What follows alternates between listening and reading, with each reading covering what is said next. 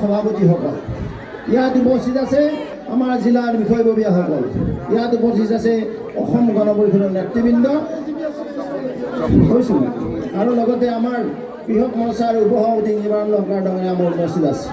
ইয়াত উপস্থিত আছে আমাৰ পঞ্চায়তৰ প্ৰতিনিধিসকল।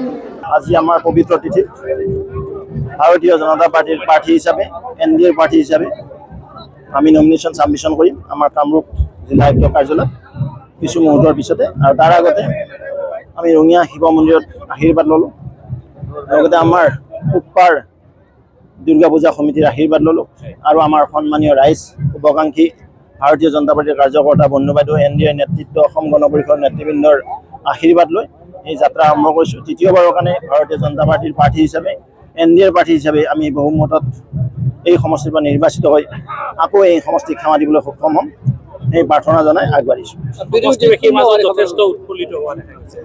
চাওক, আমি যোৱা 10 বছৰ যিদৰে সেৱা দিছোঁ, আজি ৰঙিয়াৰ যিদৰে উন্নয়ন হৈছে, সামগ্ৰিকভাৱে এই সমষ্টিক আগবঢ়াই নিয়াৰ দায়িত্ব ভাৰতীয় জনতা পাৰ্টি NDA লৈছে, আৰু মাননীয় মুখ্যমন্ত্ৰী মহোদয়ৰ আশীৰ্বাদত যি হৈছে তেখেতৰ আশীৰ্বাদ হৈছে, আৰু সন্মানীয় প্ৰধানমন্ত্ৰী নৰেন্দ্ৰ মোদীৰ আশীৰ্বাদ হৈছে।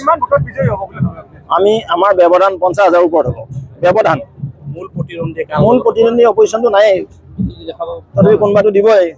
আমি 1 লাখত সৰ্বাধিক ভোট পাম, 1,20,000 মান ভোট পাম। মনোনয়ন পত্ৰ দিয়াৰ প্ৰাকক্ষণত আপুনি এটা সুন্দৰ গীত গালে, হয়, গীতটো গুণগুণাই দিলে নালাগে দিয়ক, এতিয়া মই ছিংগাৰ নহয় জানো, তেতিয়া জুজটো বেলেগ আছিল নহয় জানো, বেয়া নাপাব প্লিজ, পিছত গাম। Thank U.